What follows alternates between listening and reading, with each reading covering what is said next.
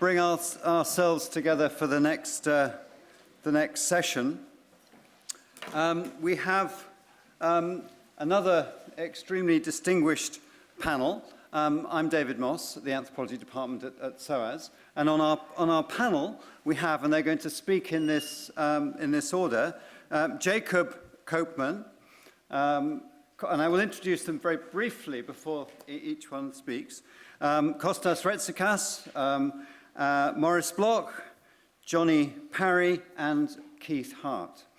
So we're going to follow the similar sort of format of the first session, having a brief introduction, as I said, and then 15 minutes for each speaker, and then we'll have time at the end for questions and discussion. So we will probably run a little bit over the scheduled advertised end time. So we'll start with Jacob Copeland, who is at Edinburgh Department of Anthropology. He's the author of a book, Veins of Devotion, Blood Donation and Religious Experience in North India, and editor of Blood Donation, Bioeconomy and Culture, a special issue of Body and Society. And through this work on blood donation, organ donation, and related things, Jacob has explored the gift and its forms of life, as he's put it, in contemporary India and also comparatively. So he's well placed to give some thoughts on Marcel Mauss and the new translation of the gift. So over to you, Jacob. Thank you very much, David. Today, Gift Day equally might have been called a meta-gift day, since Mauss's gift essay, as itself a gift, is its theme. Not only that, there is Jane Geyer's new translation as a gift, freely available, of course, of Mauss's gift of the gift. In keeping with today's meta-ness, this very event is a kind of potlatch of perspective. HAU reworks anthropology itself in the mould of some of its greatest analytics. And I can't hope to offer a commentary on Mauss's essay like those who've spoken already, but instead want to say a few words about the themes of excess and balance so central to Mauss's text. That is to say, I want to talk about the proportions of the gift, and specifically the way in which this enables the gift to form a kind of criticism. The gift as a form of criticism, I suggest, is able to critique through its proportional structure. Now, questions of the gift's balance and proportionality are usually looked at in the context of exchange partner dyads. Gift giving is construed in terms of assessing the proper proportionality between persons and the implied senses of reciprocity or obligation entailed in giving or receiving a particular gift. For instance, Chinese culture, it's been argued, has a sense of proper proportionality and reciprocity between those who exchange gifts. When similar questions are raised in reference to exchanges with God or gods, a proportional paradox arises. For if God as giver is the big giver of all, and if the obligation to grateful response is proportional in part to the donor's costs in giving, then for most of God's gifts, we owe her little, since most of what God has given would seem to have cost her very little. And yet Christians continually refer to God's generosity and her giving primarily to indicate how great our gratitude ought to be. So perhaps the proportionality of gratitude lies elsewhere as proportional to the recipient's benefit in receiving the gift, which brings us back to exchanges out of balance.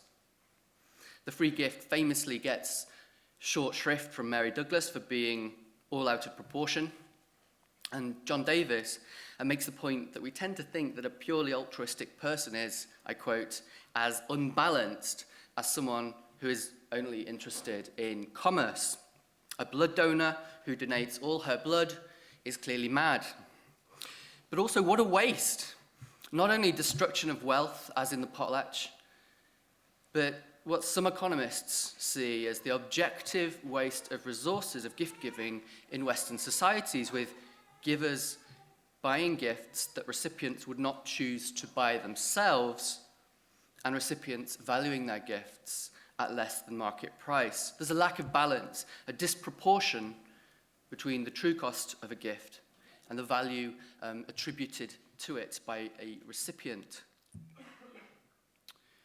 Now, following from David Graeber's telling point in his book on value, that saying that gifts incorporate a part of the giver's self leaves unanswered the question of just what part or proportion of the giver's self that might be, and also Costas Jimenez's sustained attention to what he calls the proportional imagination, we might suggest a different approach to the matter of the gift's proportions.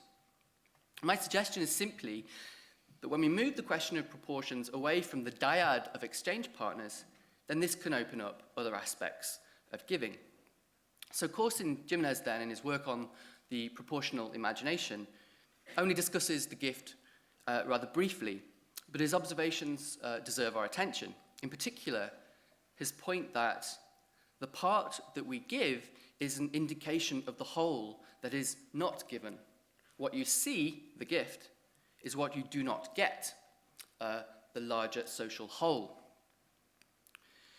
We've already seen ways in which gift giving is both an expression and effect of proportionality. But when we look at giving in terms of relations of magnitude, and not necessarily in terms of dyadic balance or imbalance, we can start to consider more fully the gift as a form of communication. Specifically, the given over, in being given over, may illuminate disproportions between the given and the withheld, a gap or a relation of magnitude which may become the basis of critical social commentary. Balance is still important here, but significantly it is a balance of two partonomies, that is, partonomies as in hierarchical part-whole relationships, such as body parts, also known as part-of relations. Now, in anthropology, partonomies are usually discussed in reference to nomenclature, with sharedness of conceptual schema, an indicator of shared cultural membership. Though the terminology might seem oblique, to consider gifts as partonomic is simply to draw attention to the relationship between the gift that is given and that which remains ungiven. Annette Viner, of course, was also interested in that relation, but as a matter of the relation between alienability and inalienability rather than of magnitude. That's not to say that there can be no relations between these relations, so to speak. So to return to critique then, it is partonomy that can make the gift critical. Of course, gift theory may be critiqued. Marilyn spoke about Cheel. Gifts may be criticized, for instance, when understood as a species of corruption or are excessive. Or gifts can be proffered as the solution to critical problems, for instance, in Charles Eisenstein's work on the sacred economy as an antidote to capitalism's own disproportions. What I'm interested in here is how gifts themselves can criticize by way of partonomic relations between the given and the not given, with that which is given underscoring that which is not. Specifically in relation to charitable giving, gifts may critique not only in the sense of drawing attention to the human suffering it usually seeks to repair, a kind of critique by implication or default, but in addition, with the part given over, able to draw attention to that which is held back.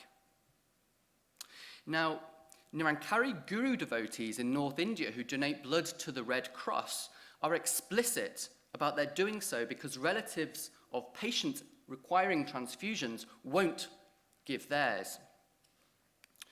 Devotees thus imagine the possibility of reconstituting a social form through the act of giving blood, a differently scaled but still hematological familial order. The gift of Nirankari blood gestures to critically is only required because of a prior counterfactual gift withheld by the family. In dramatic sketches performed by devotees, the bad family is vividly portrayed, too busy to care and donate blood for its own. The newly abstracted, but still hematological relations made possible by blood donation simultaneously underscore, criticize, and compensate for the passing of an older, seemingly more concrete relation of biological blood. Blood giving as critique operates here partonomically. The gift that critiques is formed of a partonomic relation between the concrete practice of giving and a failure of giving that threatens the constitution of a social whole. I offer a further very brief example. Many of you will be aware that in 1984, a poisonous gas cloud leaked out of a negligently maintained Union Carbide plant in Bhopal, leading to the immediate death of over 2,000. In the last 24 years, more than 20,000 have succumbed to the slower effects of the poison, and about 100,000 more have been left with varying degrees of disability and impairment. For its part, the Indian government has failed to provide adequate health care to the survivors, refusing to recognize obvious signs of second-generation effects. Faced with these circumstances, over the last 24 years, the survivors have organized a highly charged and widely networked international campaign for justice. And I want to refer now to just one of the techniques employed, which involves activist children cutting out paper hearts of various colors and penning a letter on these hearts to the Prime Minister. And the name of this campaign reveals its effective ploy. The Have a Heart Prime Minister campaign is built on the idea that these carved hearts are donations to the Prime Minister to be transplanted for his obviously missing organ. If his heart were indeed in its place, it would not allow him to turn a deaf ear to their suffering. So the conceit of the campaign is, of course, ironic. It entails medical philanthropy from Bhopali children who have been deprived, promised free medical treatment. The gift of the heart, again, is indicative of the gift not given. Here, that of state assistance in medical care. So in a gesture then which is both playful and sobering, the poorest and most medically deprived donate a pseudo-organ to the person they see as responsible for their deprivation. The givers here are those without the resources to give in the first place. While their own lives are a testament to ways in which moral and meaningful lives may be forged in the face of stark impairment, survivors take pride in that this form of life is at least more vital than the disrepair of the body politic, literally congealed in the metaphor of the Prime Minister's heart in this example. So, to conclude, well, there doesn't seem to be any imminent danger of Mauss's gift ceasing to be the gift that keeps on giving. However, I'd nevertheless hazard that with the new translation launched today, we may be able not only to receive afresh the gift of Mauss's gift, but also press the refresh icon on gift theory itself, with implications extending well beyond anthropology. And maybe thinking again about the proportions of the gift will be one way of doing precisely that. Thank you very much.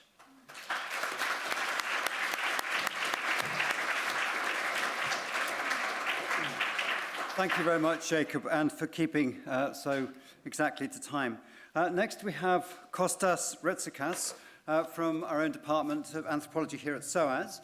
Costas is author of Becoming, an anthropological approach to the person in Java, so another field of inquiry that takes Mauss as foundational. Costas has gone on to study Islamic economics, and especially through zakat practices and philanthropy. And there's a new paper of his called The Other Side of the Gift, Soliciting in Java. And I'll hand over without ado to Costas. Thank you, David.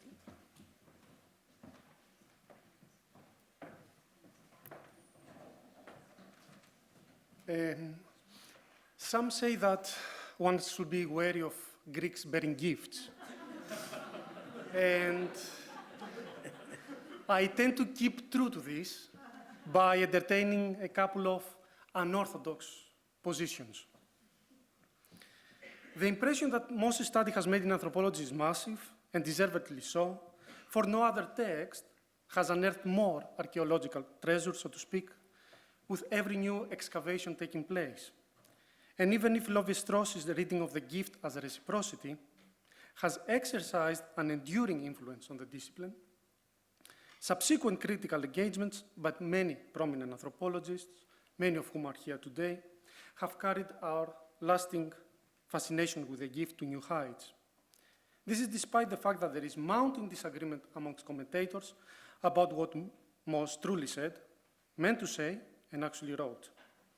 Such excitement is partly related to the way Mauss' study is organized, discussing complex ethnographic and historical materials in a preliminary manner, while speculating on an evolutionary path covering thousands of years. At the same time, anthropological debate is also linked to the book's political objectives, insofar as Mauss offered The Gift as a point of contrast to commodity production, conceiving it as essential to a socialist future. It is perhaps because of such qualities that anthropological enthusiasm over the study's significance endures, and the potential for novel readings remains undiminished. Having recently reread The Gift, I have to admit that I felt very cold of reciprocity. While there can be no doubt that reciprocity is firmly rooted in the text, I was left cold of its promises and the presentation of an all too rosy picture of the social. This notwithstanding, I found myself engrossed by a series of observations Mauss makes of the Melanesian kula, which correspond to what is virtually hidden in the overall visibility organizing the study and in subsequent debates on its significance. In Mauss' text, such observations are mostly ethnographic and have to do with the spells the would-be gift receiver performs in advance of his or her encounter with the would-be gift giver. Their importance lies in recasting the so-called gift receiver from a passive into an active figure, giving fuller recognition to the actor who, by a variety of means, draws out, elicits, or solicits a gift. Such materials draw attention to the acts of soliciting, that is, moves which anticipate a partnership, thereby creating the position of the donor and prefiguring the act of giving itself. Drawing on Malinowski's equally classic study of the Trobriaters, Mauss talks about a magic formula called the spell of Conchel. Such a formula is extensively used for invoking kula valuables and is meant to charm and attract towards the would-be donor the very objects the person who casts the spell intends to ask and receive from him. At the same time, the spell is also conceived as having the supplementary efficacy of bringing such a state of excitement to the mind of the donor-to-be, causing him to be generous. Otherwise, it might occur to him to keep the objects gathered for himself. The end of the spell is especially revealing for the tone of kula partnerships. I shall kula. I shall rob my kula partner. I shall steal my kula partner. I shall pilfer my kula. My fame is like thunder. My steps are like earthquake. A series of similar spells express the same idea, casting the would-be donor as a crocodile and a bird of prey, working for the benefit of his partner, the would-be receiver, by collecting and bringing to him the very things he or she desires. The solicitation of the gift, particularly of the violent type, is not limited to Melanesia, and Mauss makes no secret that the potlatch of the northwestern American coast is especially animated by antagonism, excess, theatricality, and distraction. Thus, he writes that amongst the peoples of Alaska, The only way to demonstrate one's fortune is by expanding it to the humiliation of others, by putting them in the sando of one's name. He also notes that to take part in a potlatch is to accept a challenge, for failure to make a return is enslavement for debt. With ethnographic observations such as this, one is left wondering why Mauss associates the gift with goodness, espousing an alternative economy of values that is based on the joy of giving in public.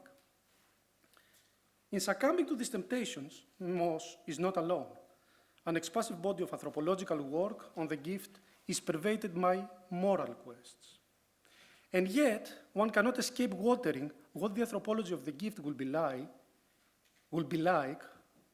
if it had not been written from the perspective of a morally charged giving, but rather from the perspective of amoral soliciting. What if the gift was no longer to be conceived as the result of giving, but as the accomplishment of soliciting? What if we were to apprehend giving as a secondary operation, and instead of seeing it as productive of the gift, we were to describe it as the byproduct of taking? We have to be precise here. Soliciting creates value by means of drawing out wealth. As such, it involves a taking as its supplement. However, the taking involved is not the same as stealing. It is not also entirely independent from borrowing and totally alien to accepting. There is simply a taking that follows soliciting, coming after it, in the place of stealing, borrowing, or receiving. I borrow soliciting from the vocabulary of Jacques Derrida, who deploys it as a synonym for deconstruction. Solicitation denotes the shaking of totalities. Linguistically, it is composed from solus, which in Latin denotes the whole, and from citare, meaning to put in motion. For Derrida, solicitation is threatening to any philosophy or morality, for it entails the possibility of illuminating the very secret place which any philosophy of morality must hide and repress in order to remain a philosophy or morality. As such, it bears the potential of allowing us to see the very element or quality which must be excluded in order to constitute meaning, truth, and the good. As is well known, Derrida has himself solicited Mauss's study and found the repressed element to correspond to the free or pure gift. According to Derrida, the pure gift remains an impossibility in Mauss's study because the gift is always conceived as being caught up in the circle of reciprocity. Reacting to this negation, Derrida formulates two essential conditions for the gift to be rethought. A, that giving must be conceived independently of demanding or anticipating a return, and that B, that for A to be possible, both the donee and the donor must not recognize themselves as such. For the moment such a recognition occurs, the gift and the relation to the other privileges, a relation unburdened by contract, obligation, debt, and hierarchy, ceases to exist. A question inescapably arises. Has Derrida gone far enough in soliciting the hidden presuppositions and in freeing the potential of the elements otherwise repressed? I will argue there is still more that needs to be done. The problem is mainly this. The ethics Derrida espouses still pertain to the perspective of the donor, as it is the donor whom Derrida sees as ultimately responsible for the forgetting to take effect. In other words, the distinction is still on the side of the donor, for it is still the donor who, in forgetting the gift, displays an undeniable superiority, itself stemming from his intention to save the donee from indebtedness and obligation. The quest must begin anew. Is there a different manner for the other to be conceived and value to be transferred? I would like to think so, and to suggest that the answer hinges on describing the event of the social from the perspective of taking. The taking question involves secrecy and stealth, and welcomes the exercise of a soliciting force, with this concealment acting as the main channel for affirming the primacy of the other. A return to ethnography and Java will show us how, despite the problems already identified, we can critically reassert the concept of soliciting and renew Derrida's and Mauss's projects. When a relatively new and expensive laptop computer disappeared from the house of Haji Kamil in a well-off neighborhood in Surabaya, the Haji suspected foul play. Although he was not 100% sure, he put the blame on his security staff, and in particular on a young man he had dismissed the previous week for being lazy. The young man, who had been for the job for 3 months, had contacts in the city's underworld, the Haji asserted. However, the Haji refrained from contacting the police about the theft. This could have been either because of fear of reprisals or because of perceptions of the police as reluctant to intervene where there are no additional incentives on offer. So the matter of the laptop's disappearance was quickly forgotten, never mentioned again, either by the Haji or his family. A couple of months after the incident, a quite different version of events came to my attention. According to this version, the disappearance of the laptop was not down to theft. The bearer of news was a street food vendor living not far from the Haji's house. He had heard of the disappearance of the laptop himself, and he put it down to zakat, the Islamic wealth transfer, claiming that the Haji was well known for his stinginess and for lending money on interest, a practice many Muslim jurists class as unlawful. The Haji was notorious, the vendor continued, for being lax in his observance of zakat, adding that the payment of zakat, as well as being a duty to Allah, is also the right of the destitute and the poor. The vendor's comments echo a popular understanding of zakat as the entitlement of 8 categories of people, all of which are listed in the Quran. Amongst them, the most important are the destitute and the poor. Furthermore, the vendor's remarks also resonated with another set of views that conceive of wealth, its proliferation and disappearance, as connected with zakat via the intervention of God. Somewhat simplified, such views run as follows. If a well-off Muslim pays zakat as required, one's wealth, well-being, prosperity will be protected and multiplied by God.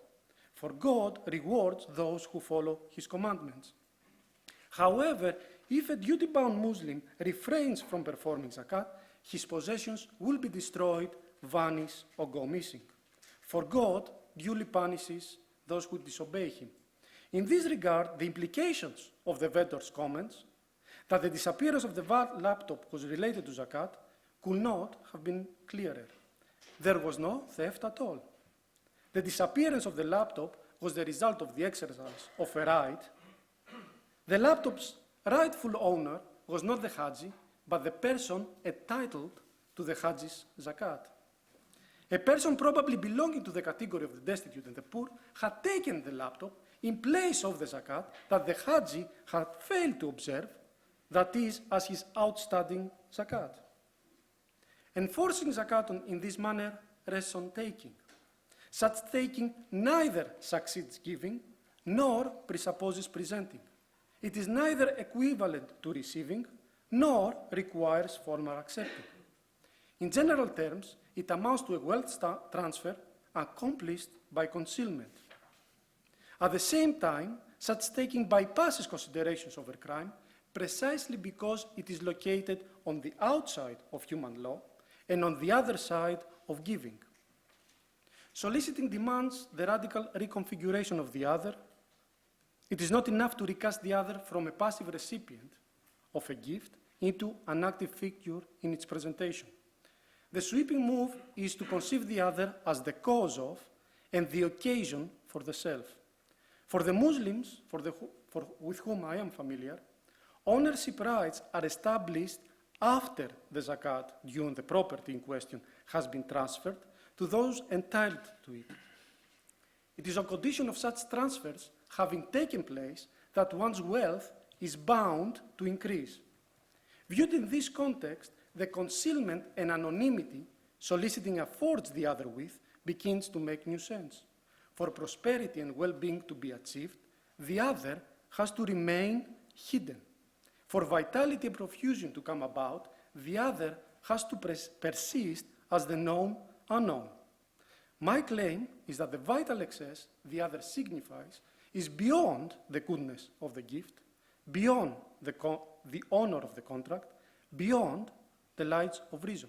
Soliciting and the violence it requires is the ground of possibility of them all.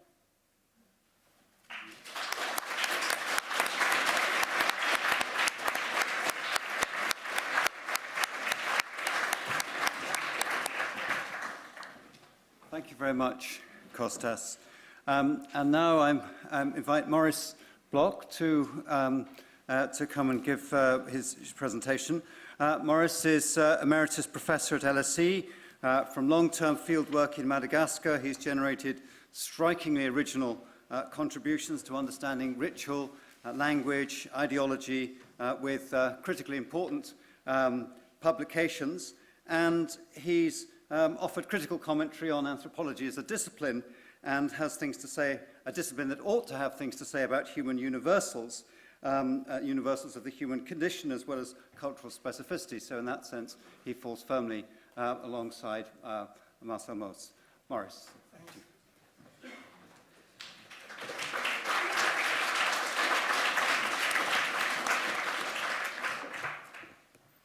Thank you very much for inviting me. I'm not quite sure why I was invited. I suppose I'm the only person here who actually knew Marcel Mauss, though that was as a child.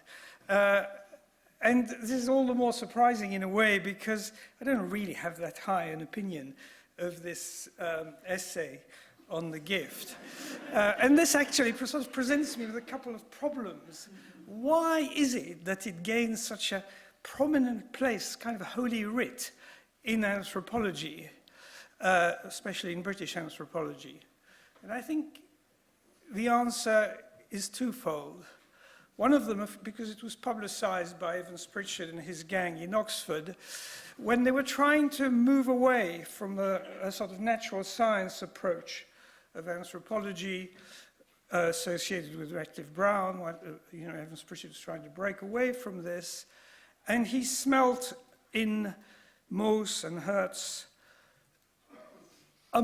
this kind of rejection.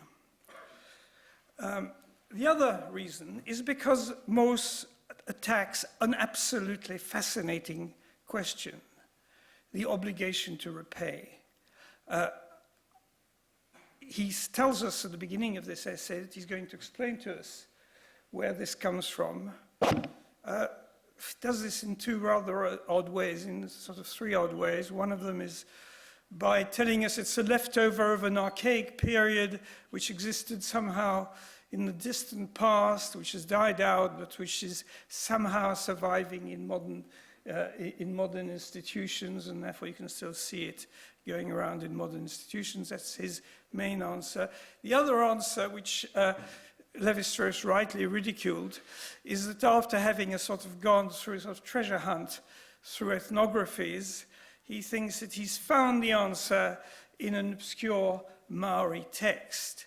Now, why that obscure Maori text would have the explanation of a human universal makes no sense at all, and as Lévi-Strauss points out. And Lévi-Strauss points out more that actually the way that Mauss goes about is mistaken. That is, if you look at lots of ethnographies, you sort of look for a lowest common denominator, you say that's a human universal, and then you try to build up some kind of evolutionary theory from that lowest common denominator. That's the basis of his view.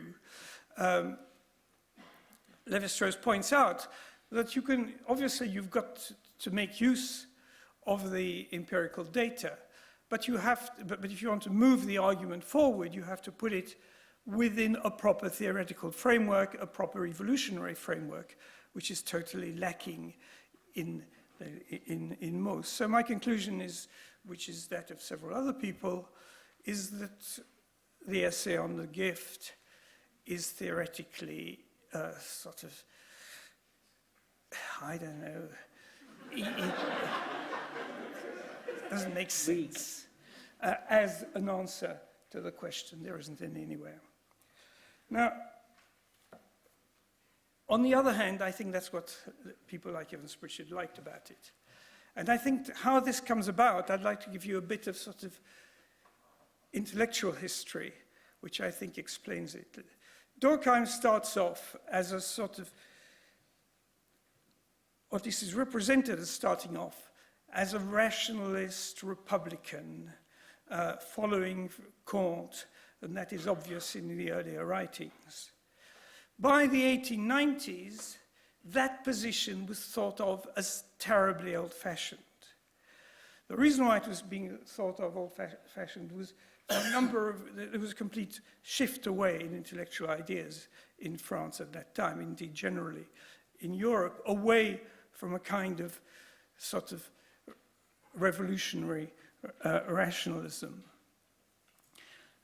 Mauss, whose work can be seen as a continuation of that of Durkheim, is in this movement away, and indeed Durkheim starts to bring in emotions, irrationality, intuition in his work. It's obvious by the time that he's writing The Elementary Forms of Religious Life, which is an anti-rationalist book, if ever there was. And of course, this is also true of The Gift. It really is ultimately a mystical explanation that Mauss comes up with. The influence, the hidden influence behind all this, well, there are two. One of them most hung around with all these artists, you know, the sort of this, who actually made fun of rationalism, you know, the Cubists and then the Surrealists, who were particularly interested in ethnography. And of course, that's quite important for Mauss's development.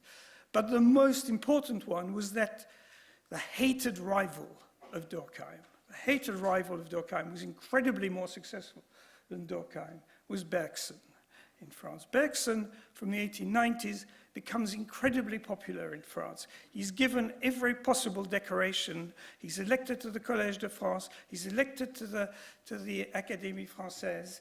In the end, he even is given a Nobel Prize. Durkheim never got any of these things. He was a sort of never really approved of by the establishment, and therefore he's continually jealous of Bergson. Now, what did Bergson stand for? Well, Bergson stands for anti-rationalism, intuition. He wrote a book about intuition. And he's continually in dialogue with Durkheim. Neither Durkheim never quotes Bergson never quotes Durkheim, but a lot of recent writers have pointed out how they're actually echoing each other and criticizing each other. And what's must have been particularly galling for Durkheim in the last years of his life is that his pupils, Mauss and Hart, are strongly influenced by the sort of mysticism which actually becomes a kind of intellectual Catholicism in the end. This is where Bergson goes, which goes right against the very principle that Durkheim had started off with, which indeed you get this incompatible combination of intellectual ideas, which you find in late Durkheim, but you find it absolutely in this essay on the gift. So this is why this article, this essay is, in my view, theoretically sort of blighted. It doesn't go anywhere. It's just completely lost as you go along. It's trying to combine two contradictory traditions. You couldn't carry on with the old rationalist, provincial rationalist views of Durkheim. It was so out of fashion during the Third Republic. There was no question of anybody going on to this, and you can see that in Mauss. I think that's how one should interpret that essay. And then, let me just go back to Evans-Pritchard. We understand why Evans-Pritchard liked Mauss and liked the essay on the gift, liked Hertz so much. Evans-Pritchard was engaged in destroying the natural science, rationalist, Durkheimian position, as it was understood then, of Radcliffe Brown, and replacing it by an anti-scientific religiously inspired notion. And he saw it, because he was rightly there, so he saw it rightly, in those late writings of Durkheim, but especially in writings such as The Gift. So he found his tool for moving anthropology towards this kind of literary mystico kind of stuff that he was going in for towards the end of his life. I remember Evans-Pritchard giving one of his last lectures called Mysticism, where he was quoting, interestingly enough, The Gift, and of course Bergson. Thank you.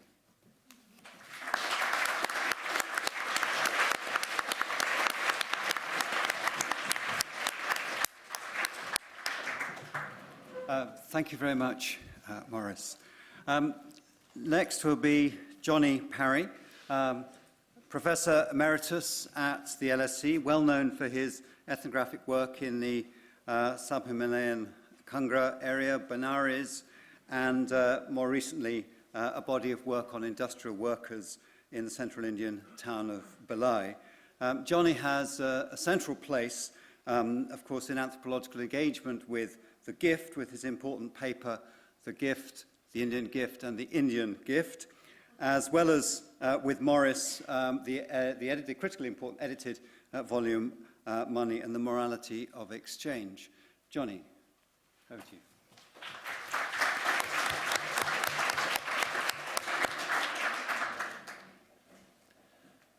The problem with these people from the LSE is if you invite them, you can't trust them to behave properly. And I'm afraid,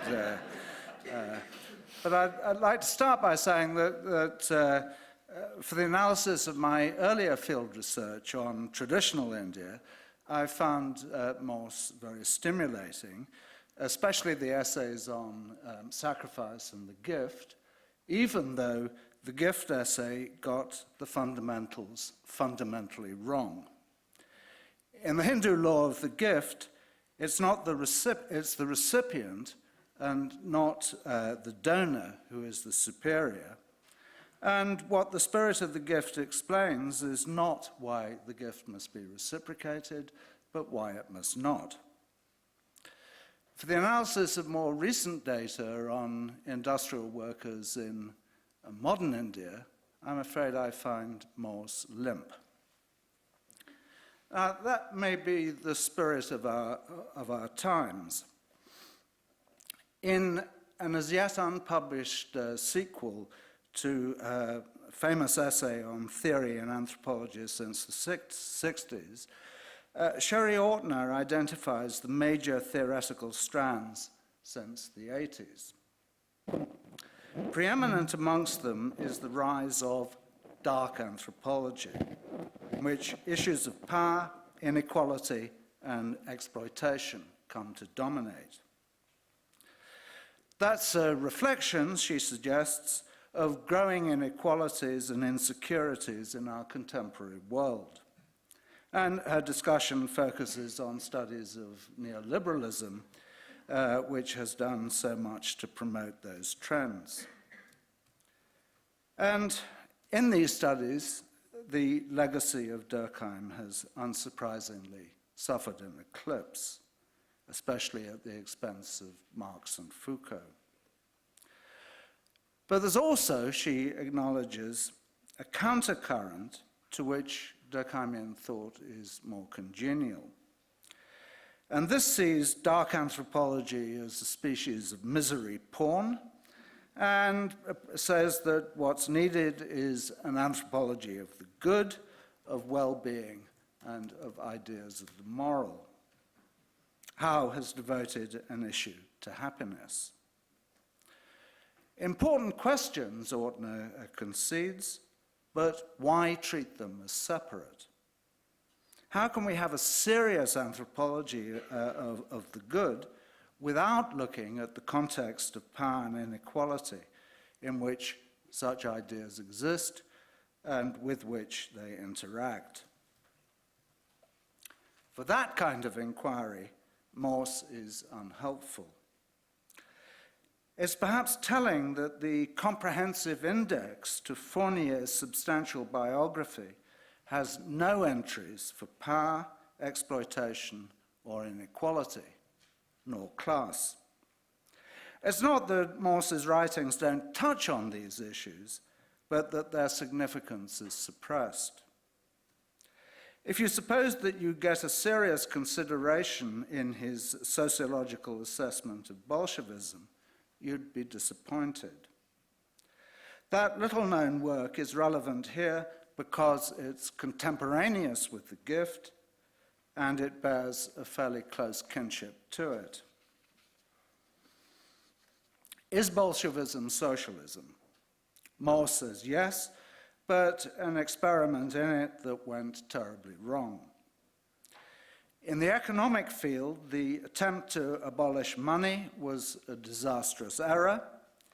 Communism of consumption is absurd, and even more absurd was the destruction of the essential constituent of the economy itself, the market. A society without markets is inconceivable.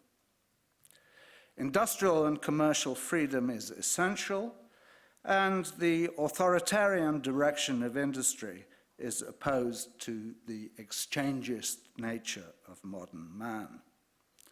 And all that should put pay to any notion that Mauss was simply opposed to the market. Another reason for Bolshevik failure was Lenin and Trotsky's unwillingness to conceive of the revolution as a national one. It never became the work of the nation.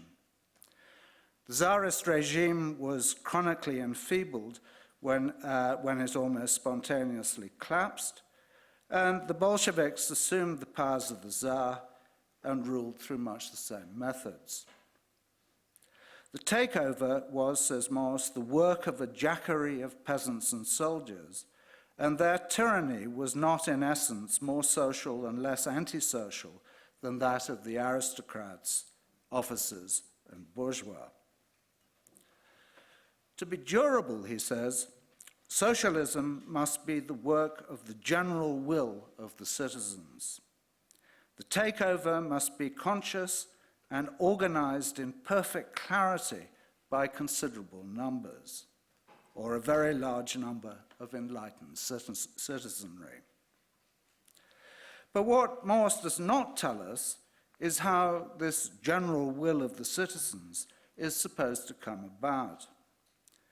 Nor does he identify the enlightened citizenry who will manage the transfer of power, and we get absolutely no sense that there might also be an unenlightened citizenry with machine guns who care more for their own interests than the national will. The Bolshevik essay follows Durkheim's rejection of revolutionary class struggle as a route to socialism, and seems uninterested in the role that class interests may play in holding socialism at bay or in promoting its development.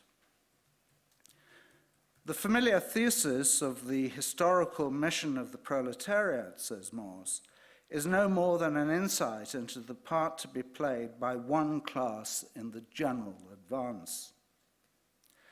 It was only the more reasonable second-generation revisionist Marxists like Bernstein and Kautsky who developed a notion of a revolution which would not be the exclusive property of the industrial proletariat, but one made by it in the name of its historical mission for the community as a whole, which sounds very like Polanyi. But that's as close as Mauss comes to acknowledging the part that class might play in the struggle. In some brief remarks on Britain, which he believed had far more possibilities of socialism than poor agricultural Russia, he makes not a mention of its organized labor movement. His whole discussion floats in the ether above the ground-level realities of power. In that, it recalls The Gift, where in the conclusion we learn that we are returning, as indeed we must do, to the old theme of noble expenditure. It is essential that, as in Anglo-Saxon countries and so many contemporary societies, the rich should come once more to consider themselves the treasurers of their fellow citizens. We are returning. Where's the evidence of that? How come the services of Mossack Fonseca are in such demand? It's essential that the rich, etc., well, we might agree, but those Panamanian clients do not, and they thumb their noses at us. Or take Mauss's parable of King Arthur's Round Table.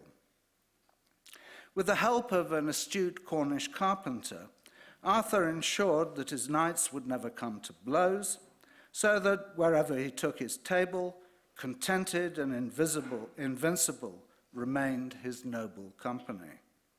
And this today is the way of the nations that are strong, rich, good, and happy. That's not sociology, it's fairy tale. Wouldn't most of us think that it's the sociologist's task to explain why the knights agreed to sit at the table? Perhaps because the king could coerce them, or the peasants would refuse to pay their taxes. It's all very well to say that by the end of his essay, Mauss was more interested in making normative statements about how things ought to be ordered than sociological ones about how they are. But it's surely inadequate to tell us how our world should be ordered without giving us any reason to suppose that it could be ordered in that way. Anyway, it's not clear which moral lesson we should learn from which exchange system the essay considers. Keith Hart rightly stresses that Mauss does not simply oppose their gift economy to our commercial one.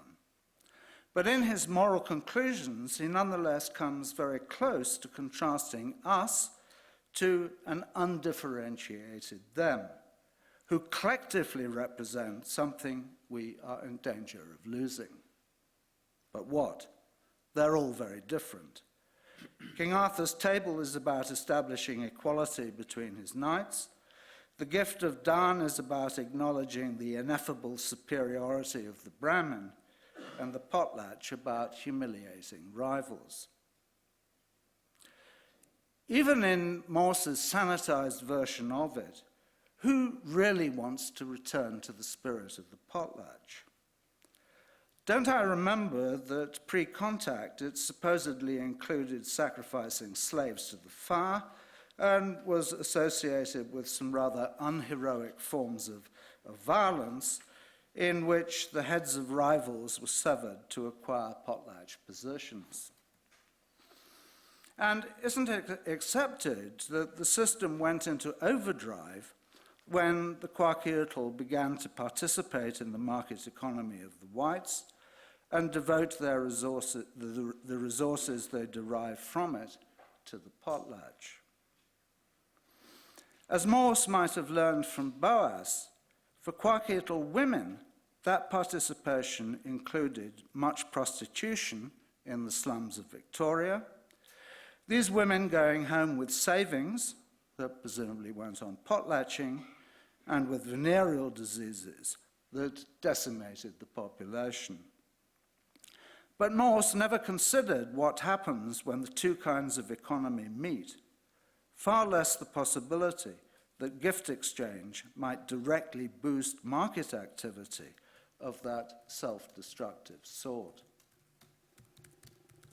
Potlatch ethnography adds real edge to Hirschman's story of how, in our own history, the sinful passions of greed and avarice were ideologically transformed into a relatively harmless interest in material accumulation in the quest to bridle even more dangerous passions, like the lust for power. Compared to that lust, we might even develop some sneaking sympathy for Dr. Johnson's conclusion that there are few things in which a man can be more innocently engaged than in getting money.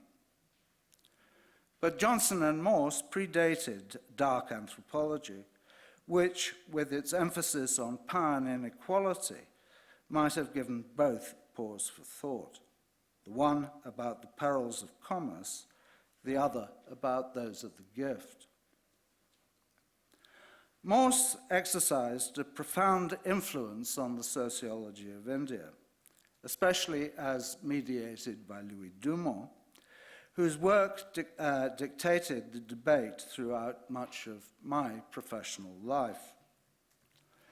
That debate was largely concerned with the sociology of values, and it was on this terrain that Mauss seems suggestive for my earlier work.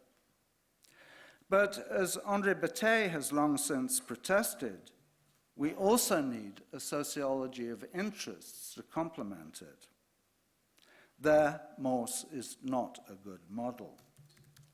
And if we're interested in the interaction between ideas and interests, as we certainly should be, his work has little to offer. His canonization should be resisted.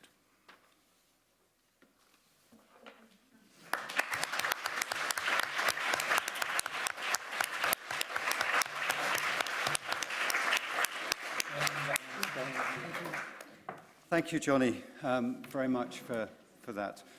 Keith, yes, so next and last in the speakers now, we have Keith Hart, currently Centennial Professor of Economic Anthropology at the LSE, if I'm right.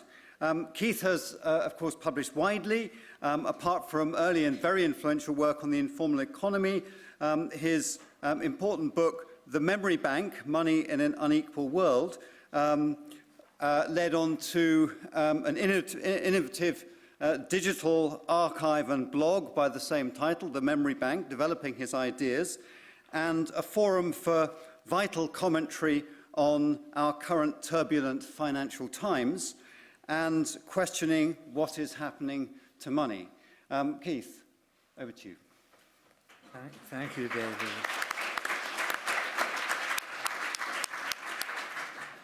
I want to argue that the gift can be rescued from these scurrilous attacks, although I agree with a good deal of both of them.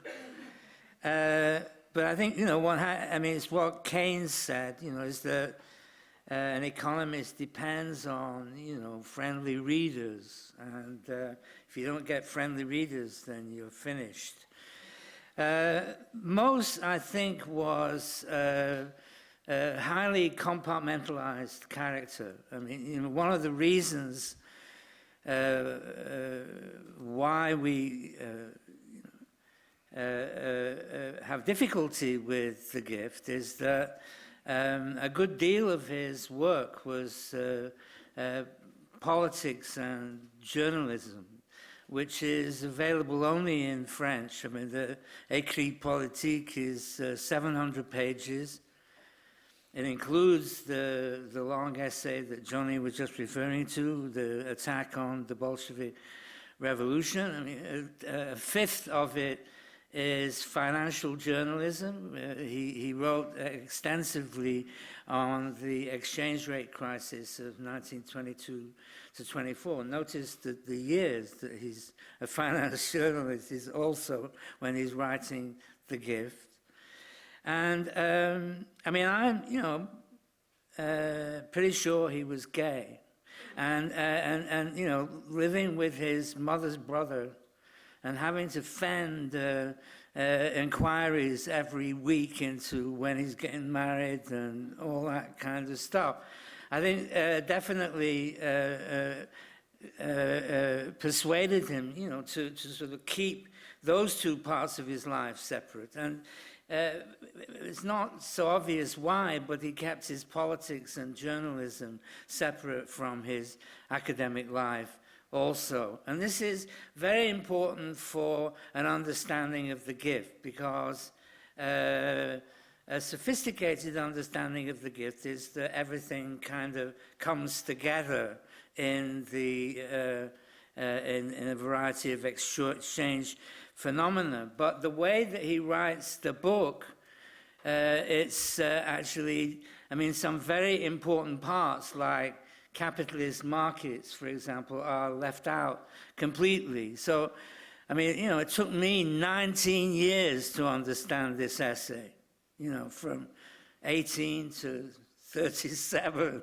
And I only understood it, you know, I think because I managed eventually to grasp something from Capital Volume 1 and saw that they were related. So, but, I mean, you know, people have mentioned already that he was a cooperative socialist. And the big difference between Marxist socialists and cooperative socialists was that the cooperativists believed in markets. You know, so that, I mean, his by far the greatest, and he was, you know, very, I mean, if you look at his political writings, I mean, the three countries that are in there most frequently in the index are Britain, Switzerland, and Germany, which were the three places in which the cooperative movement. I mean, there's no reference in these political writings to anything that we would recognize as anthropological ethnography. So he's really kind of keeping himself in different compartments. But it's also the case, I mean, what is not known so widely is that he was a passionate internationalist, and he saw the kind of destiny of humankind after the war as movement towards more inclusive forms of human association. He was very proud of his uncle's notion of the division of labor, which in the 20s was being seen as an international mechanism and not just a national one. And you'll find, you know, he does have some theoretically coherent things to say in The Gift. He says that all local societies aspire to a degree of self-sufficiency, economic self-sufficiency, and they try to base their systems of rights and duties on those self-sufficient premises, and they seek to regulate movement across the boundaries of their society in order to limit it. But he says there never has been a human society that was self-sufficient. I mean, and that means that they must all go outside their boundaries in order to make good what they're deficient in. And the things that the institutions that do this for them are markets and money. And he says, you know, just because they're not like our money or our markets doesn't mean, you know, he says basically, you know, anything that performs the function of enabling people to take part in foreign trade and supplement their local needs is money, and the markets that it makes possible. And these, you know, I mean, so that, I mean, there are many, many different ways in which this function is performed. And, you know, Malinowski, for example, insisted that the cooler was not a market not based on money in our terms, because it didn't have the qualities and elements that our money does. So he's saying, you know, we've got to, and a good deal of the book, if you look at the chapter heading for chapter 2, it's, you know, it's about, you know, money and free trade and all that kind of thing, in which he's trying to combine these elements.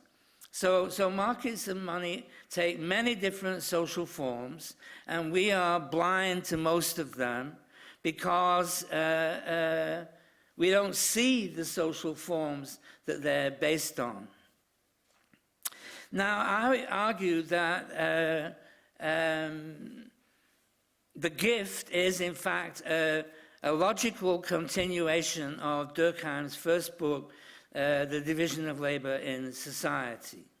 And in fact, I mean, he doesn't say it, But both of these books have as their principal aim to attack English economism, English utilitarianism. And even in The Gift, early on, Mauss attacks two principles of evolutionary English economism. One of them, we've heard from David already, is the barter myth, Origin of Money, Adam Smith, which is basically, saying that the aboriginal form of economic transaction was based on private property. The only thing that's missing is the money.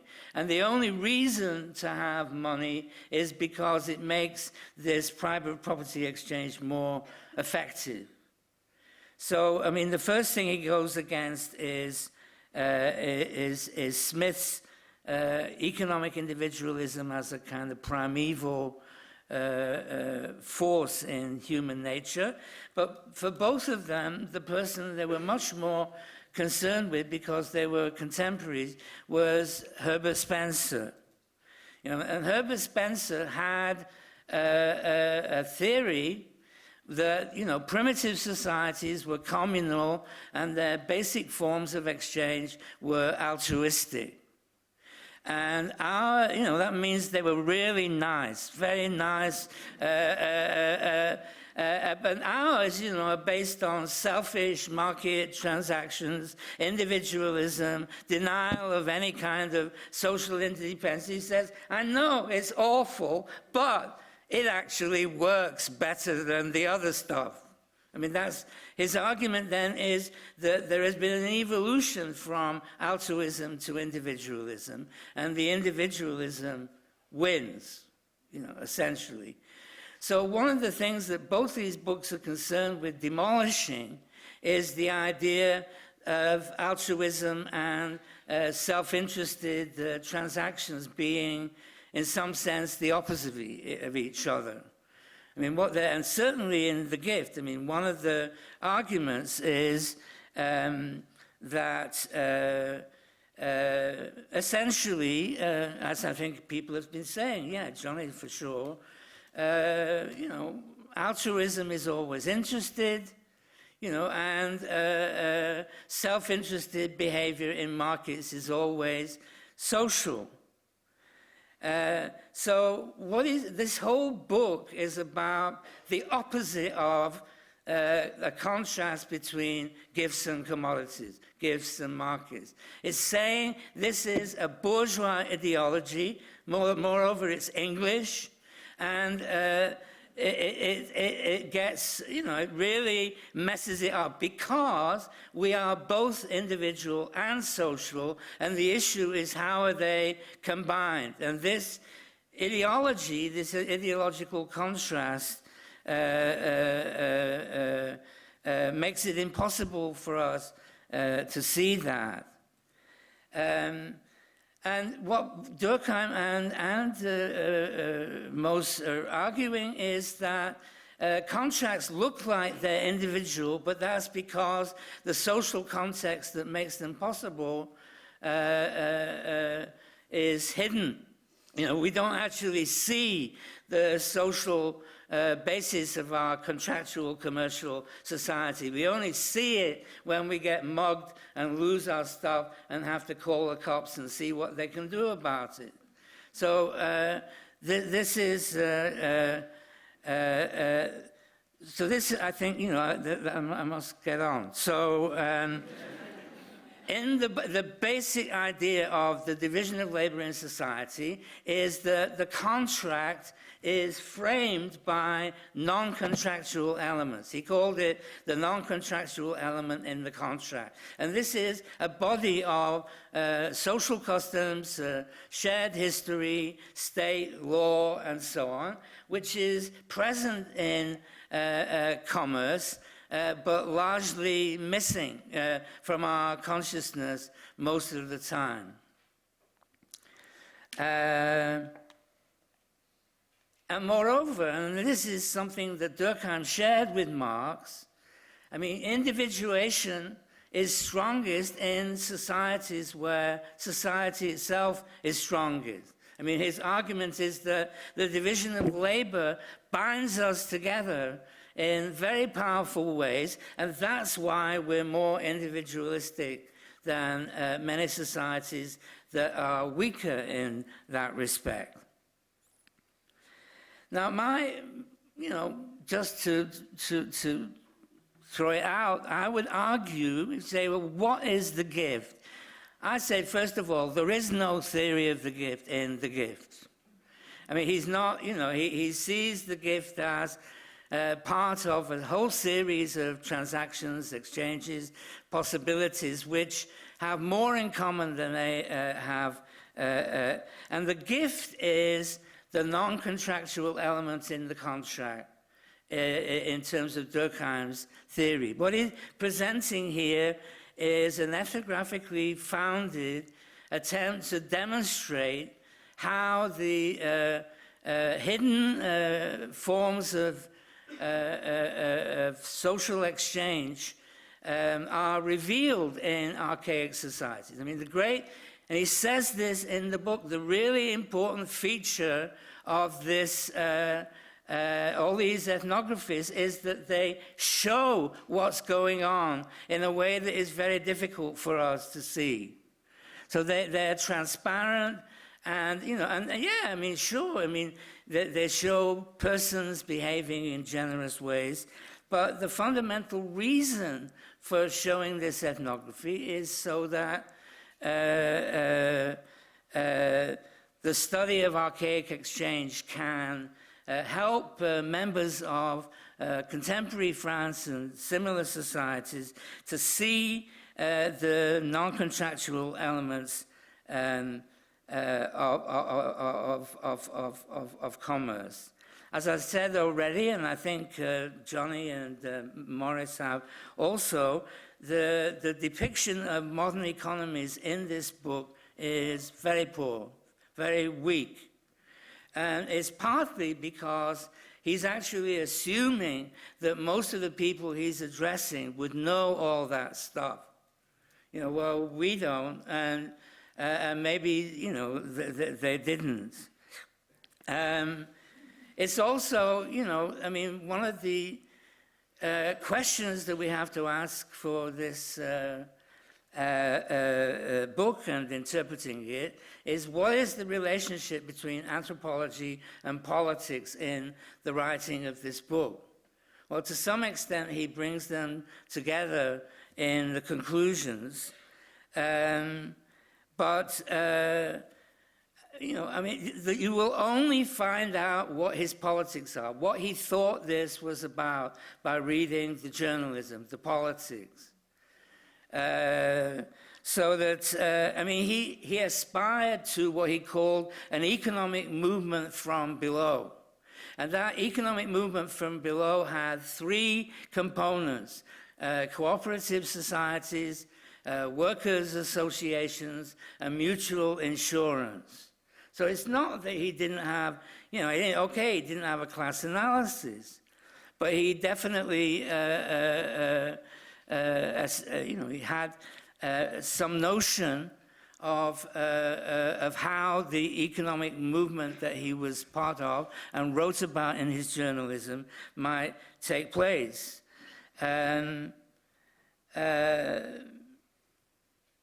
So to conclude, okay, sorry, just to repeat, the point of the ethnography is not so we can learn about the fucking Maori. It's to give his French audience some sense of, what they might find around them. I mean, he's saying that, if you read the last chapter, he's saying that there are very powerful contracts in capitalist societies, rental contracts, wage contracts, which are composite and combine many elements of the gift. And it's hard for us to see that. But if we can read, the Trobriand Islands and, the Kwakiutl, he thinks this will make it more obvious and will lead to an economic movement from below, which he actually believed in.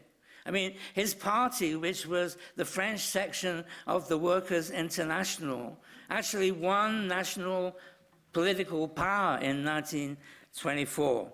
So I want to leave you with these questions, which it seems to me are not resolved in the interpretation of the gift. First, are gifts and markets the opposite of each other, or are they in some way implicated as similar forms of exchange?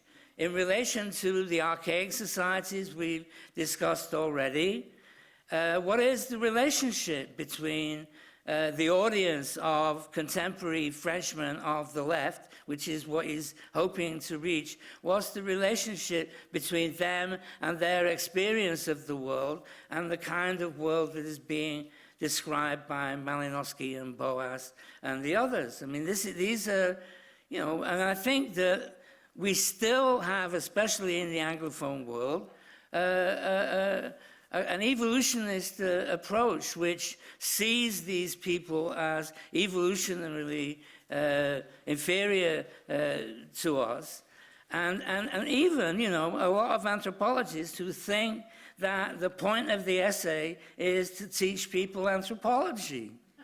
You know, I mean, this guy, you know, you should read, if you can read French. It's a shame that it's not available in English. But these political essays, financial journalism, and so on, I mean, reveal Mauss as quite the opposite of the way he comes across in this essay, as very sophisticated, very sure of himself, very able to say, you know, out front what it's all about, and yet the essay confuses all that and makes it extremely difficult. The final thing is, I mentioned already, I mean, is it about them versus us? Is it about the gift versus market? Is it about them versus us in some way? I would argue that the whole point of the essay was to say no to those questions, both of them. Thank you.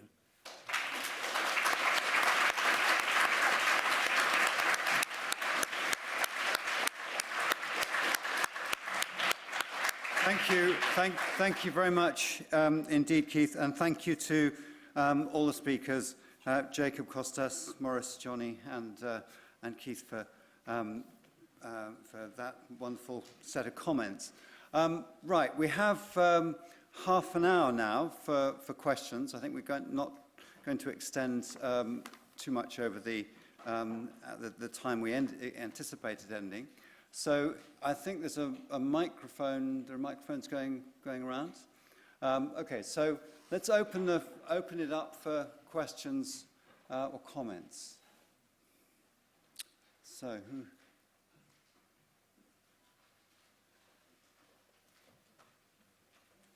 Yes, at the back. Sorry, I can't see you, but yes, please.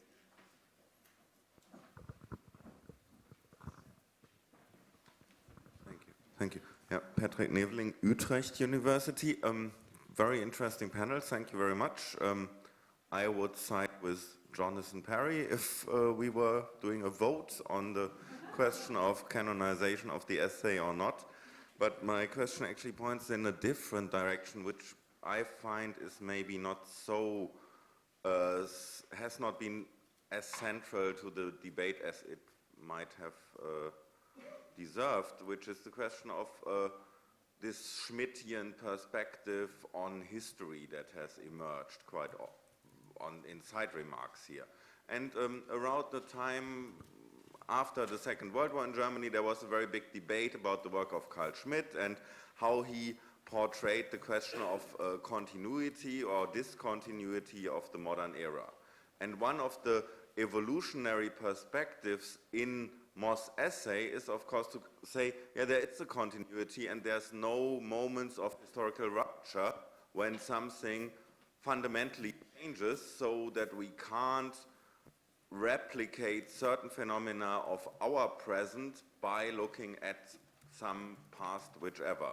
And the question is, if we are here also discussing the opening of a center for ethnographic theory, then how do we deal in reflection on Mauss with this question of history and continuity and discontinuity and the kind of replicability of phenomena in history in our analysis? I would be interested to hear opinions on that. Do we take a comments or response from anybody on the panel?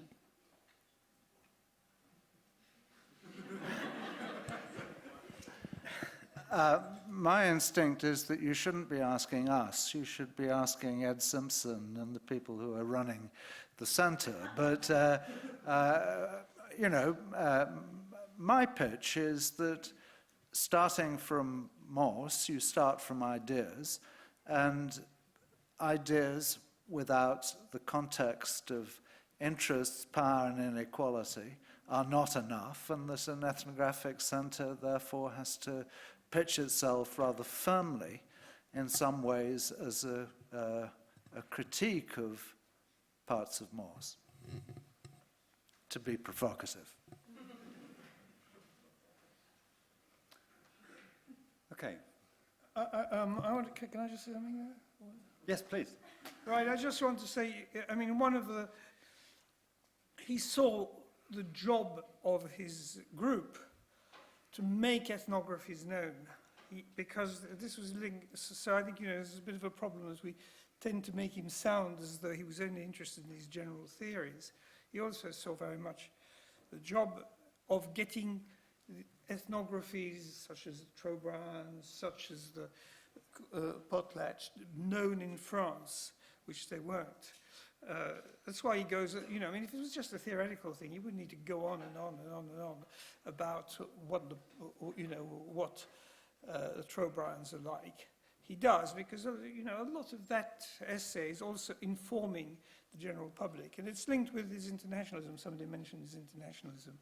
He was very, I mean, both him and lots of the other people who, in that group, were very, very keen in playing down the uniqueness of, the unique value of modern society, but that one should pay into attention the unique value of completely different other forms. So he's keen on ethnography. I think that's what actually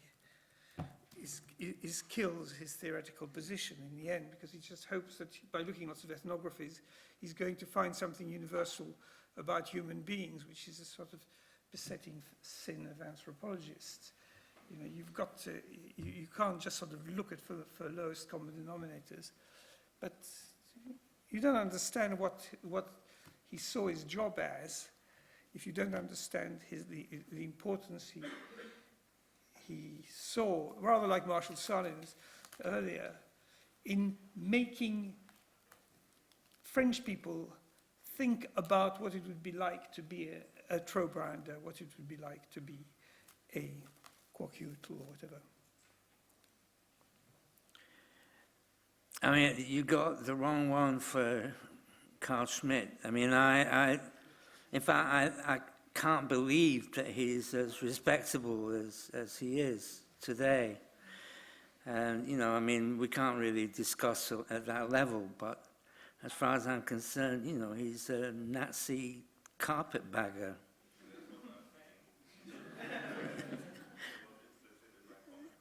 Oh, right, yeah. So, The Heinz Blumenberg critique of Carl Schmitt, I could have maybe laid that out a bit longer, but then it would have been a 10-minute comment. Okay. Further questions?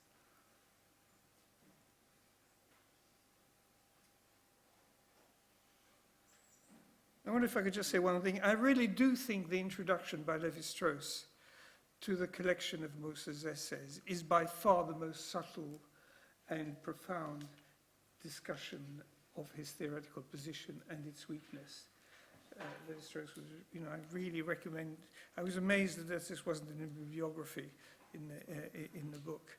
It really is You know, it just goes right to the heart of what's wrong with what's Did you read Lygia Sego's article in 2002, Social Anthropology, which is called The Vicissitudes of the Gift? And she, you know, develops quite a strong attack on Lévi-Strauss for writing that, you know, but if we're the only ones here who know about it, you know, I mean, you know, the point is that he hijacked Mauss as the kind of Moses to his Messiah. And he'd already written the elementary structures of kinship based on the concept of reciprocity. And he tried to make out, you know, that the gift in some way prefigures his theory of reciprocity. I mean, Jane gave us the numbers, you know, present and cadeau and prestation. Reciprocity occurs in the gift twice, you know, and, you know, so I think there is a certain amount of self-promotion there. Maybe clever and important, I don't know.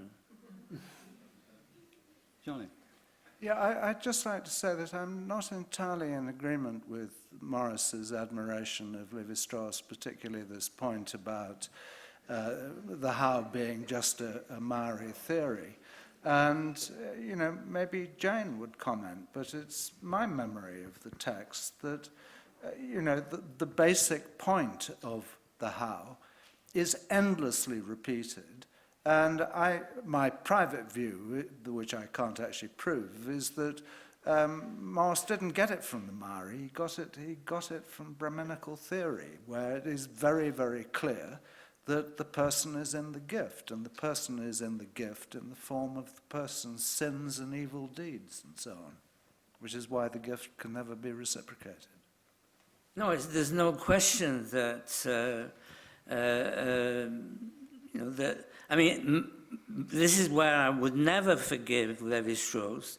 He invented an ethnographic mistake based on the Maori, and then Raymond Firth, he said, oh, good, that's New Zealand, I know about that. And so he then wrote an article saying Mauss was really wrong. And then Marshall kind of took it up later, and it became part of the canon. You know, Mauss made an elementary mistake. I think you're both of you completely misunderstanding what Lévi-Strauss is saying. I mean, Lévi-Strauss is making a most fundamental theoretical point, and that is that the obligation to reciprocate is somehow, Mauss suggests, a human universal, something, a kind of human predisposition which exists before and outside in a particular kind of context, and that you could find this human characteristic, a psychological characteristic, and Mauss is very unhappy about this, this psychological characteristic, which presumably he assumes is evolved in some sort of way. You could discover that by trawling through the ethnography. So what Lévi-Strauss is arguing is that you don't trawl through the ethnography and hope to find a few resemblances. What you do, if you do that, is what Leach denounced as butterfly collecting. You have to have a kind of theory which generates the specific ethnographies, but whatever it is, which are the constitutive elements of this, are not to be found at the ethnographic level. So it is an attack on the usual way of anthropology going about. There's this kind of feeling, you know, you go, if I give you lots of ethnographies, look what these different things remind you of, then you've got anthropological theory. The point that Lévi-Strauss is making is that you don't get anthropological theory, and it actually makes no sense. You're just getting lowest common denominators, which are just arbitrary. Can I suggest that Jacob and Costas chip in here, given that yours are very much ethnographically based contributions? My understanding is that Mauss and the gift go together with reciprocity because he comes up with the three obligations. So you have the obligation to give, the obligation to accept, and the obligation to reciprocate at some point. However, my understanding of the Levi-Strauss's contribution to this is slightly different. That he provides the condition of possibility for reciprocity. And the condition of possibility of reciprocity is the law. It's prohibition. It is incest. And in this respect, he makes the social to be dependent on something which is not human, because he doesn't explain where the law comes from. This might be universal, but it's also non-human. And my presentation of Zakat also hinged on Levi-Strauss's understanding of the law as something that comes from a non-human source, from the divine, because it's a divine commandment to transfer part of your wealth so that you keep the rest on a legitimate grounds. So in this case, reciprocity is a legal problem rather than economic. We've got another question about, but before that, Jacob, do you want to chip in here? Only to say that how fascinating it is to hear Jonathan come up with his personal theory about the derivation of the spirit of the gift in Moses' text, and flippantly to say that surely a comparative analysis of the politics of the prefaces to Moses' works is waiting to be written. Right. Okay. Okay. So, question at the back. Oh, this. Well. Oh, okay. Oh, you've got the mic already. Okay. Yeah. Hi. So, I mean, I'm going to respond to the provocation. I mean, first of all, I think, Levi-Strauss also reading of Mauss leads to a very main conundrum, which is how do you why establish an exchange as a basic principle of human relationship? I mean, because the problem is that the accusation that Levi-Strauss says to us is that, he separated the three obligations. He failed to see the phylogenetic mechanism behind that, which is exchange, and and he missed, he says, the forest for the trees. And that's a mistake he makes. Well, he should have seen that, what is behind there is exchange and all that. So he uses actually Mauss to generate a universal theory of exchange. And as David actually is now not talking, but he made it very clear in the Depth book, which is the whole point is that you cannot reduce human relationship to relation of exchange. That's why he presents communism, hierarchy and exchange rather than basic communism as he described as a kind of replacement for this generalized category of exchange that Levi-Strauss gives us. But I wonder, so for me, Levi-Strauss he's wrong, and also Philippe, now the scholar also recently presented how exchange, it is one of different modes of relationships, which includes predation, protection, and different others, which I can't remember fully now, which defines what human relationships are about. But the other thing to respond to Johnny's provocation about dark anthropology is that, why the gift is still important today is not about canonizing, but it invites us to reflect rather on a category which it pertains both to the world of to the Maussian world and to the invitation to noble expenditure, then to dark anthropology, which are figures like the fiscal evaders, parasites, people in China who refuse to help the so-called Good Samaritan problem, the people that refuse to help victims of accidents, because the victims of accidents, they missue them when they go to a hospital. And that's Yang Yunsheng has a brilliant article on that. So if you should never help. So these figures, which can be still read, this figure of anti-gift, or negative reciprocity or parasitism, which can be still illuminated by engaging with Mauss. So I think this is where, so there is no need to canonize Mauss, and I think neither the Center of Ethnographic or HAU wants to canonize Mauss, but it was actually just to use it as a starting point for more challenging ideas. Okay, maybe there'll be responses to that in due course, but there's another, thanks, and there's another question at the back. Hi, my name's Julia Modden. I'm a PhD student at Cambridge. I actually have a question for Costas, which is fairly specific, because thinking about what you were talking about ethnographically, I found your discussion of focusing on soliciting instead of gift-giving really provoking, actually.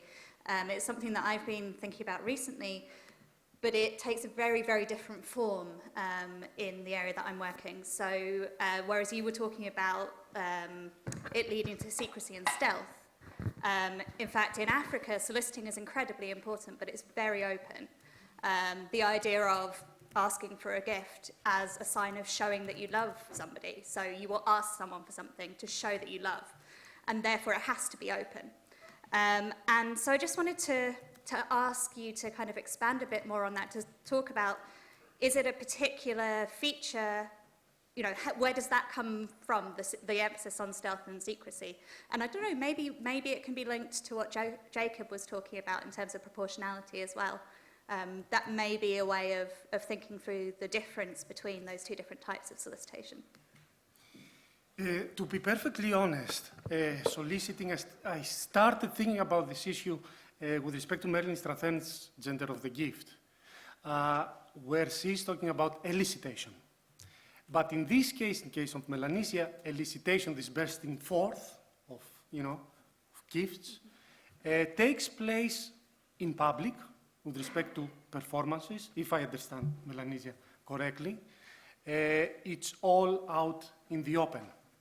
So then, these cases where there is a wealth transfer, which cannot be construed as a gift, cannot be construed as a commodity, it cannot be construed as stealing, I've encountered only two recently in my ethnography. And the whole paper is a response to come to terms, theoretically, with these two cases. In both cases, the people involved remained anonymous. Nobody knows who they are, and nobody is being trying to find out who they are. In Java, there is a very close connection between concealment, invisibility, and power. Power always comes from the outside, is the force that makes you do things, but always remains unknown. There is a theology to go with the politics of all this. So I'm just trying to turn this into a positive value.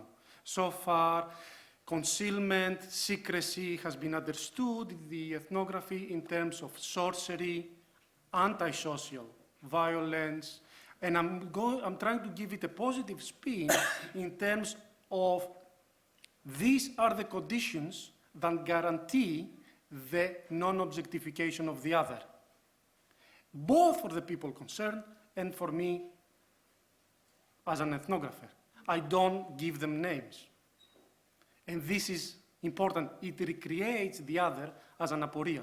And this, I feel, is very much the opposite of what's involved in the gift, which makes the other inferior, dependent.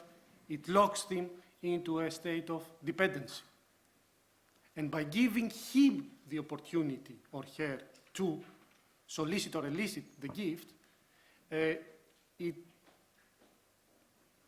provides an understanding of the social in terms of a different perspectivism than the Amazonian one.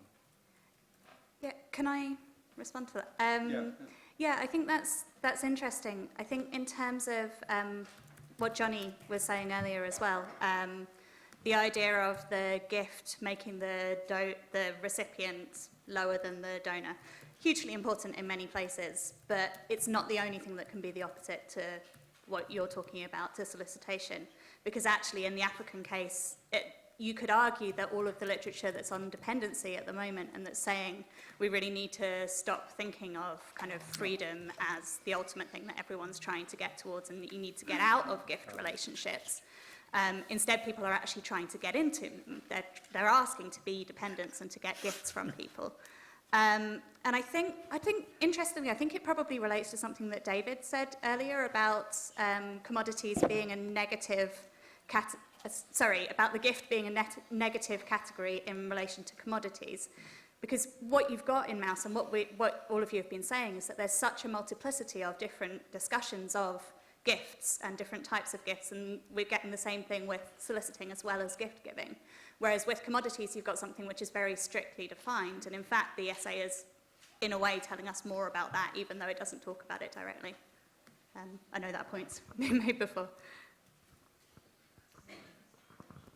Any comment? Yes, Morris. I just want to go back to some of the earlier points, even in relationship to what has just been said. It seems to me that what the essay sets out to do is to make a general point about human beings, or at least that's what it says it wants to explain. Now, there's a great problem. You can go round and round within ethnographies, that's fine, that's what we do most of the time.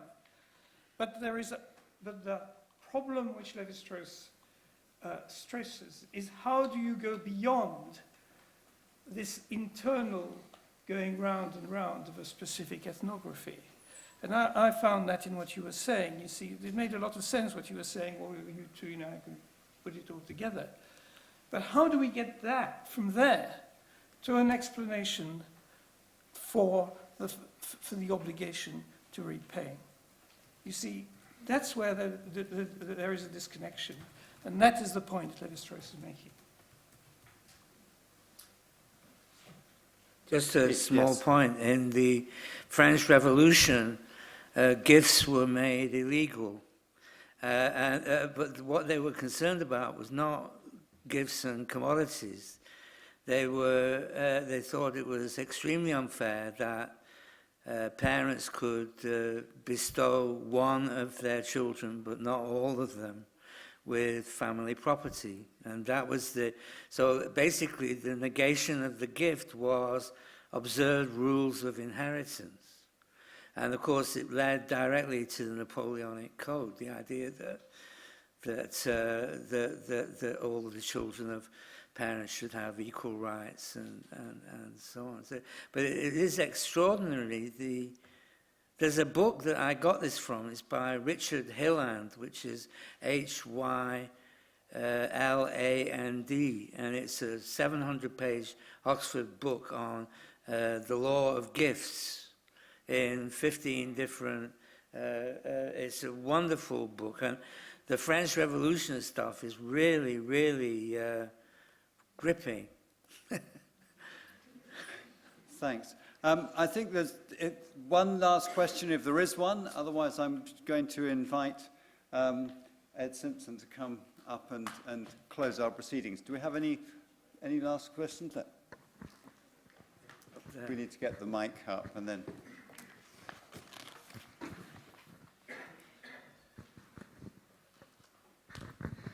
Elizabeth Corey-Pearce, Tavistock Institute. And my question is for Keith. Thank you. I found your insights into the financial journalist profession of Mauss compelling. I didn't know that at all. I can't read French.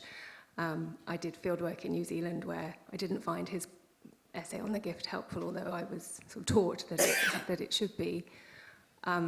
But it seems to me that what you're describing is the failure of his project, of his intentions. That if ethnographies were a way of showing French economists, financial journalists and experts to see what they couldn't see, it seems, I don't know, I haven't studied economics, but it seems that his work has not had that influence on economics.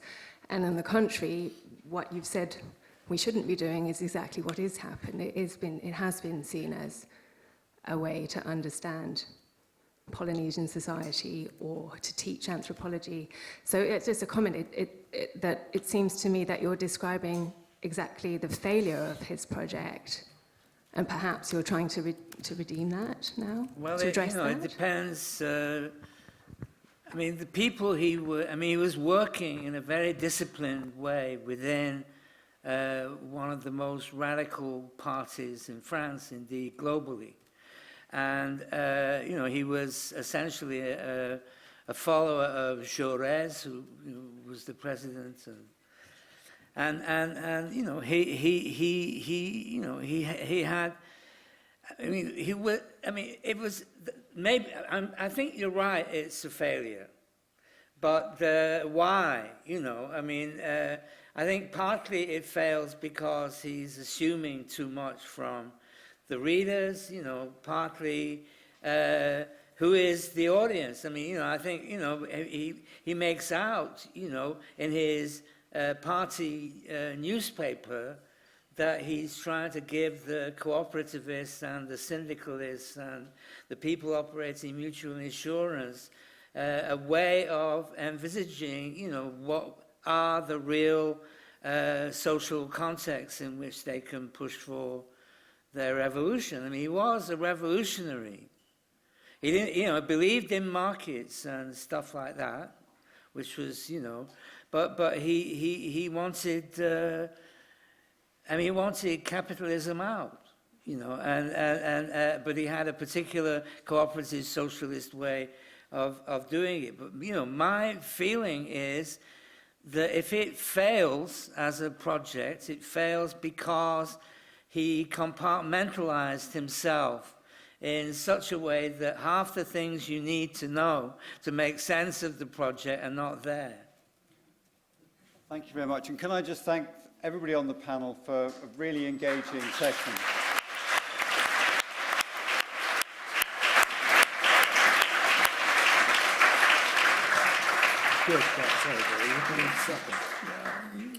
Thank you. It's been a long day. I'll only take a minute. Just to be thrown away. Hours ago, Jane mentioned the launch of a ship, and I want to end by returning to that theme. On November the 10th, 1941, Frederick Guggenberger sent a gift to the British Royal Navy, a torpedo into the midships of the Ark Royal. This was the ship that Jane had seen launched from the Camelard shipyard in Birkenhead, to the wonder and vivid memory of thousands of school children. And I know at least 2 anthropologists who also were there to witness the launch of that ship, which is strange. With the sinking of the ship went the dreams of a generation, the end of a technological era. The things that went to the seabed with that ship were the wonders of the day. Things called arrestor gear and compressed steam catapults, let alone the liquid void technology that the hull was built of. Incidentally, this ship had also had a rather difficult launch, and it took 4 swings of the bottle to break champagne onto the bows. Had that have happened in another country, it might have been a sign that the ship should not perhaps be launched, but we've given up seeing such things.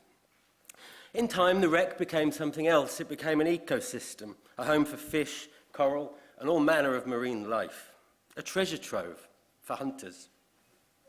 However, the spirit of the Ark Royal cannot be destroyed. It doesn't work like that. It's a flagship of the British Navy. Its name must live on. So they just built another one. I ask you, rhetorically, was there a Frederick Guggenberger amongst the speakers today? You can take that question with you. He's gone. In other words, the Royal Navy is built around the Ark Royal. The Ark Royal is not an idea or an institution. It is both of those things, but the Ark Royal itself is not really a ship. No Ark Royal, no Navy, or at least the Navy as it is currently recognized. With no Ark Royal, the Navy would have to be made anew. It would have to be something different. Might the gift be anthropology's Ark Royal? No gift, and the anthropology has to be remade anew? Question mark. I'm going to end there. I want to thank all of those people who have spoken and listened today. It's been a day of wide-ranging, challenging and thought-provoking discussion. I would also urge you all to become part of the people network that is the Centre for Ethnographic Theory. So one final round of applause for everybody who has given something today.